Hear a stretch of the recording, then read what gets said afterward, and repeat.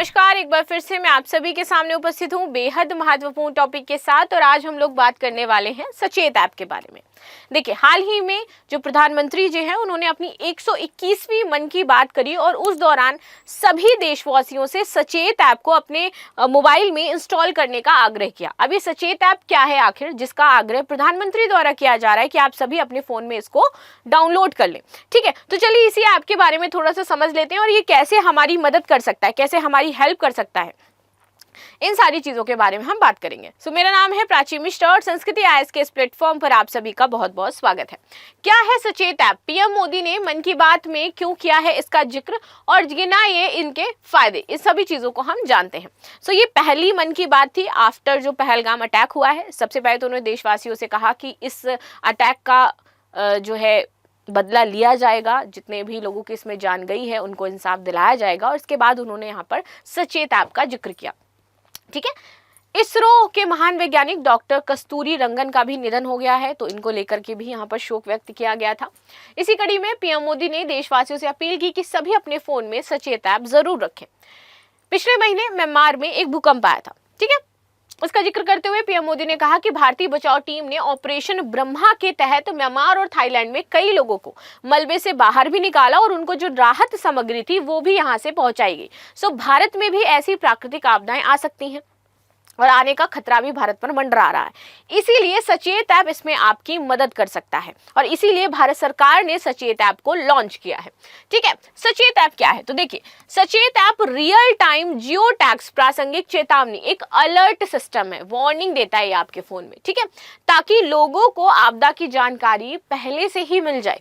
इसके अलावा ये ऐप भारतीय मौसम विभाग आईएमडी से दैनिक मौसम रिपोर्ट और पूर्वानुमान भी आपको उपलब्ध करवाता है। अब पूर्वानुमान कैसे, क्योंकि उसके पास डेटा रहता है, ये मॉडरेट उस समय टाइम, रियल टाइम, इन सारी चीजों को नोटिस करता रहता है।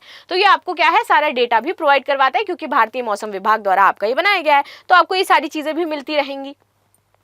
ये ऐप किसी भी प्राकृतिक आपदा में फंसने में आपका बचाव करेगा। इस ऐप को सीएपी यानी कि कॉमन अलर्ट बेस्ड प्रोटोकॉल फार्मूले का उपयोग करके विभिन्न आपदाओं के बारे में जानकारी प्रदान करने के लिए डिजाइन किया गया है। सचेत ऐप को राष्ट्रीय आपदा प्रबंधन ने लॉन्च किया था। ये ऐप राज्य और जिले में आने वाली प्राकृतिक आपदाओं के बारे में यूजर्स को क्या करेगा, सूचित करेगा। सचेत ऐप की खासियत क्या हो जाती है अब यहाँ पर, तो देखो, उपयोगकर्ता ना केवल अपने वर्तमान स्थान बल्कि देश के किसी भी राज्य या जिले के लिए अलर्ट प्राप्त करते हैं। तो ऐसा नहीं है कि भाई इसमें अगर आप मान लो यूपी में हो तो ये सिर्फ यूपी में ही काम करेगा, नहीं, आप जहां जाओगे, किसी भी देश के कोने में चले जाओगे, आपको वहां से भी जो अलर्ट है वो मिलता रहेगा। वहां पर प्रेजेंट उस स्थान का भी जहां पर हो आप, वहां का भी, और साथ ही साथ जहां से हुआ वहां का भी, दोनों जगह का आपको टोटल अलर्ट जो चीजें हैं वो प्राप्त होती रहेंगी, जानकारी मिलती रहेगी आपको, राइट। ये ऐप आपकी 12 भारतीय भाषाओं में उपलब्ध है। सबसे अच्छी चीज इसकी ये हो जाती है, ऐसा नहीं कि सिर्फ हिंदी में है या इंग्लिश में, नहीं, 12 भाषाओं में उपलब्ध है, जिनका जनरली यूज किया जाता है, मोस्टली जो बोली जाती हैं उसमें इसको कन्वर्ट किया गया है। ये आपकी हो जाती है अंग्रेजी के अलावा हिंदी में, असमिया, बंगाली, गुजराती, कन्नड़, मलयालम, मराठी, उड़िया जैसी 12 प्रमुख जो भाषाएं हैं उसमें ये सपोर्ट करेगा। इसमें ट्रांसलेशन और रीड आउट फीचर यानी कि अनुवाद और पढ़ने की सुविधा भी है। अगर कोई मान लीजिए कि नौसिखिया है या फिर किसी को चलाना नहीं आ रहा है, तो वो रीड ऑप्शन पे क्लिक कर देगा तो वो आपको सुनाई देगा, वो बोलेगा सिस्टम, और वो आप उसको सुन भी सकते हो, आपके लिए वो पढ़ा भी जाएगा। ठीक है, आपदा के समय क्या करें क्या ना करें, हेल्पलाइन नंबर क्या होना चाहिए, सैटेलाइट रिसीवर कनेक्टिविटी जैसी कई जरूरी जानकारियां आपको ऐप से उपलब्ध हो जाएंगी। सारी चीजें आपको ये ऐप बताने वाला है।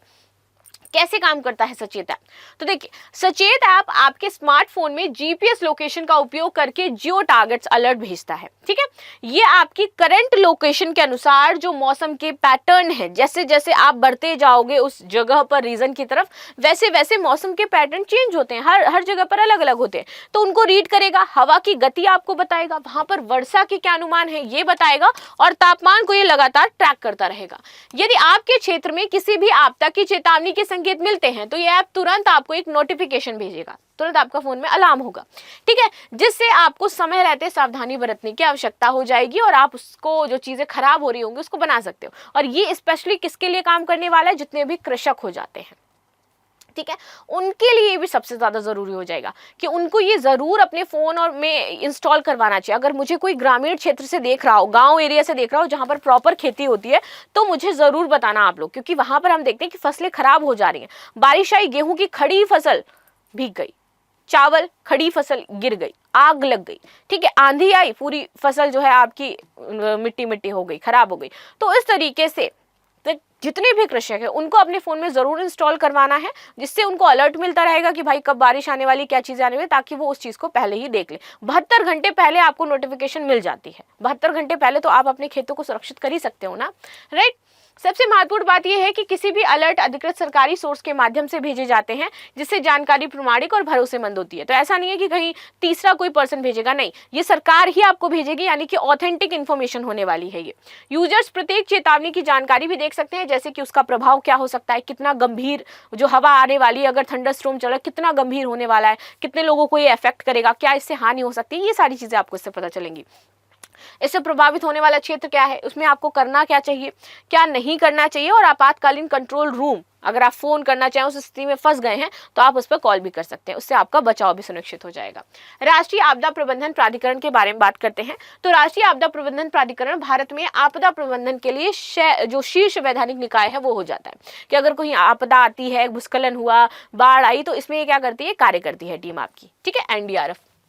इसका औपचारिक जो रूप से गठन है वो 27 सितंबर 2006 को आपदा प्रबंधन अधिनियम 2005 के तहत हुआ था, जिसमें प्रधानमंत्री जो है वो अध्यक्ष होता है आपके, 9 अन्य सदस्य उसमें शामिल होंगे, और इसमें एक सदस्य को उपाध्यक्ष का पद प्रदान किया जाता है, क्योंकि अध्यक्ष के बाद एक उपाध्यक्ष, अध्यक्ष हमेशा प्रधानमंत्री होता है, ये याद रखना है आपको।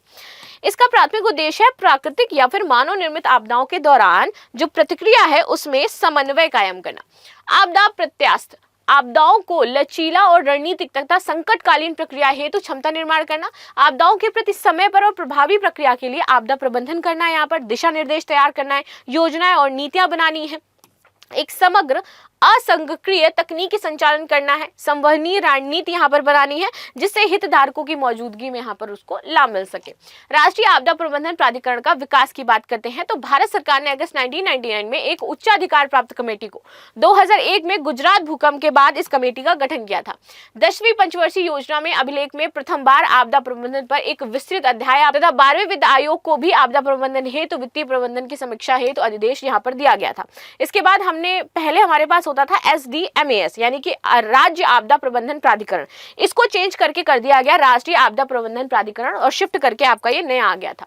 राष्ट्रीय आपदा जो प्रबंधन प्राधिकरण है, इसके कार्य उत्तरदायित्व, तो राष्ट्रीय आपदा प्रबंधन योजना को यहाँ पर स्वीकृति देना है, आपदा प्रबंधन हेतु नीतियां तैयार करनी है, राष्ट्रीय योजनाओं के अनुसार केंद्र सरकार के मंत्रालयों तथा विभागों द्वारा बनाई गई योजनाओं को स्वीकृति देनी है, और ऐसे दिशा निर्देश तैयार करने जिनका अनुसरण कर राज्य के प्राधिकरण राज्य योजना तैयार कर सके।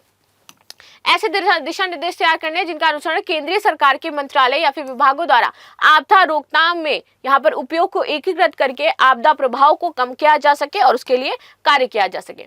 भयावह आपदा स्थितियों और आपदाओं से निपटने हेतु रोकथाम या फिर शमन की यहाँ पर तैयारी करना है। तो इस तरीके से इसके कार्य हो जाते हैं बेसिकली, जो ये करता है और लोगों को उससे बचाता है। तो ये था सचेत ऐप के बारे में जो हमने जाना। बाकी आपकी क्या राय हो जाती है जरूर बताइएगा। मिलते हैं नेक्स्ट क्लास में, तब तक के लिए धन्यवाद। लाइक शेयर सब्सक्राइब करना बिल्कुल भी ना भूलें and thank you so much.